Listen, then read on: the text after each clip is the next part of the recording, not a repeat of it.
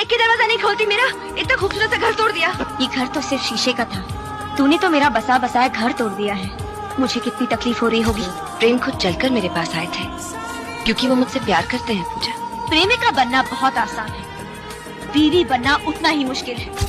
प्यार वो सिर्फ मुझसे करता है। अगर आपके प्यार में इतनी शक्ति होती तो आप उन्हें पहले भी तो रोक सकती थी। आपको परिवार और घर चाहिए, या रखेल और वो मकाम? तुम कहना क्या चाहती हो? जो दूसरी औरत से ताल्लुक रखे, वो मेरा पति नहीं। मैंने गलती की, मैं मानता हूँ।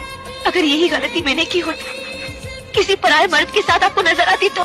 पूजा, ये क्या करी? बच्चे सुन रहे। अच्छा है इन्हें भी पता चले इनका बाप क्या गुल खिला रहा है। आज फैसला होकर रहेगा, वरना किसी गैर मर्द के लिए मेरे घर में जगह नहीं।